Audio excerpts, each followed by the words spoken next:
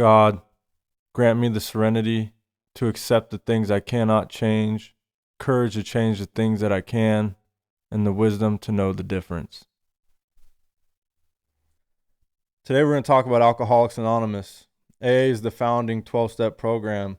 It set the foundation for all 12-step recovery programs that come behind it.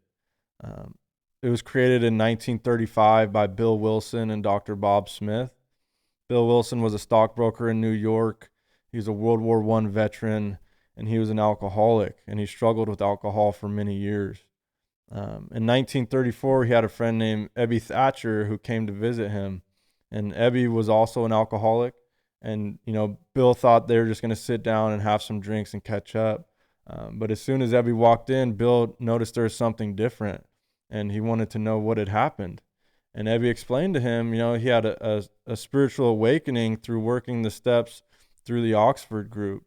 And the Oxford group, was a religious movement in the 20th century. It was focused on the 6 principles of self-improvement by performing a self-inventory, admitting wrongs, making amends, using prayer and meditation, and carrying the message to others. They had 6 steps at that time, which were 1, a complete deflation, 2, dependence on God, 3, a moral inventory, 4, confession, 5, restitution, and 6, continued work with others in need. And just by reading that, you can really feel the DNA of Alcoholics Anonymous. Later that year, Bill traveled to Akron, Ohio, and he was on a sales trip that didn't work out the way that he wanted. And he was staying in a hotel, and he went down, and he was at the crossroads there where he was either going to go sit down at the bar and have a drink or choose to do something different. And he picked up the phone and made the first 12-step call of all time. He got a hold of Dr. Bob Smith, who was a physician there in the Ohio area, and was also suffering from alcoholism. And they sat down and had a short conversation turned into a long conversation.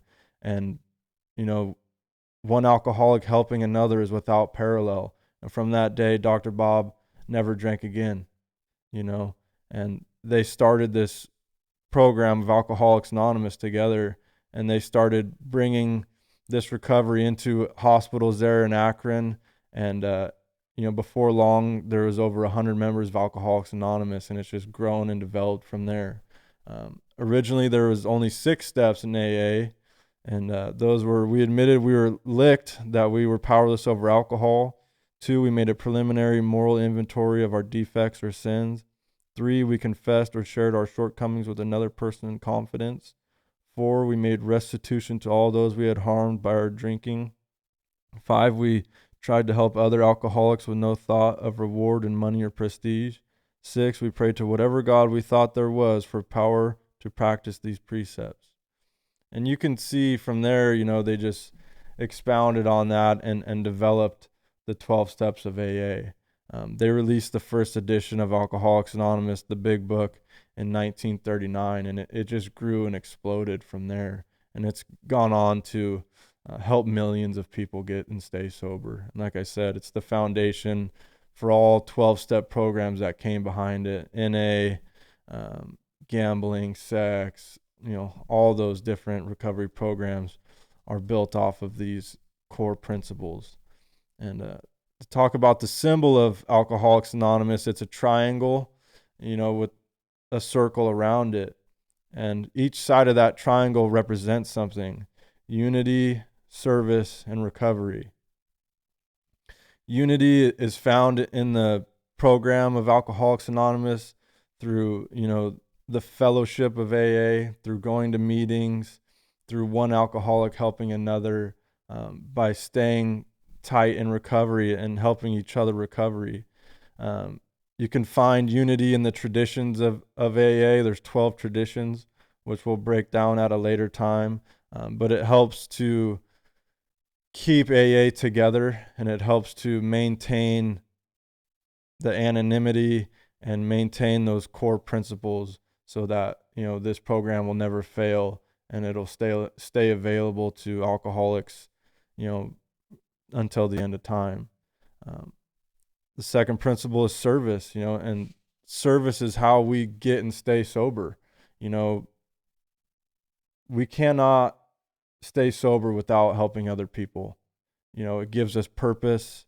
It gives us a way to have meaning in our lives. You can only keep what you have by giving it away. And it can start small. A lot of us in addiction, we're out there running around with no purpose or direction, and we've run into temptation, and we're just lost with no direction. And a lot of that is because we're living a life without purpose. Some of us find purpose in our jobs. Some of us find purpose in family by being a parent, by raising children. But a lot of us, when we're in active addiction, we feel like we have no purpose, and that leads to a lot of depression, anxiety, and just a lot of issues that develop from that purposelessness. And thankfully, in Alcoholics Anonymous, we're able to come into these rooms, and if you raise your hand and admit you have a problem and are ready to do whatever it takes to solve it, there is a way out. And the big part of that is by being of service. And you can come into these rooms and raise your hand and, become of service immediately by making coffee, by staying late and sweeping, picking up cigarette butts, turning the lights off, being a door greeter, whatever that is, by being part of a team. We're tribal animals, and we need each other.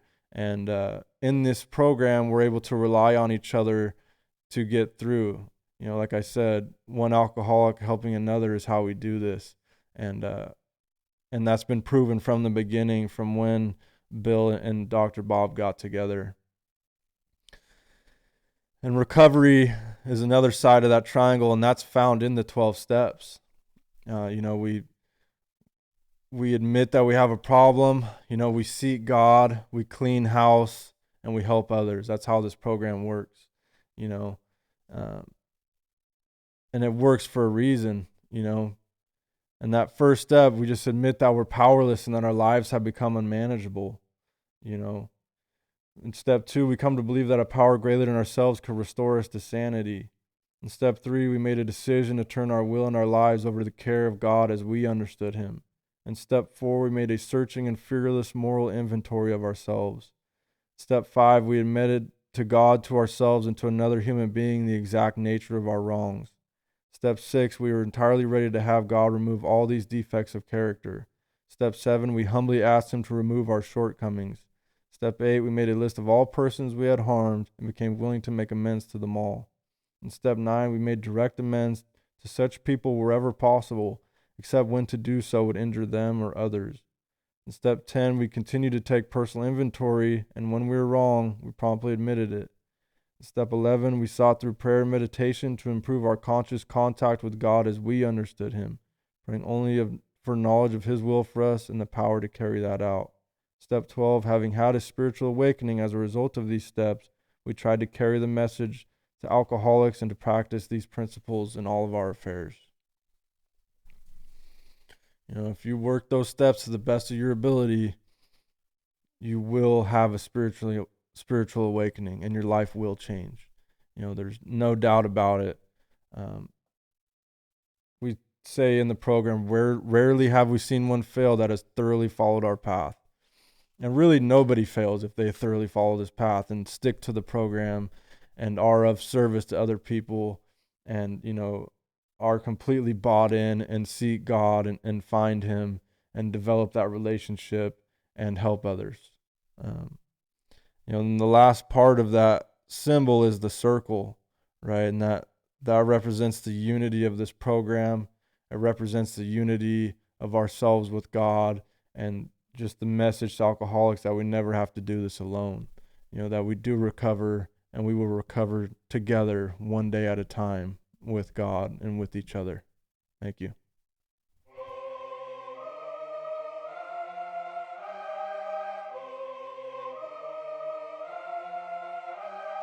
Victorious we became, but never forgot where we came from. Life or death, not a game. We came to change the lane. Recovery addicts, that's the name. Give yourself a break, just one day at a time. You were born to shine, so live and let love be forever. My sister, my brother, don't give in. Please remember, the lie is dead, we do recover. Welcome home.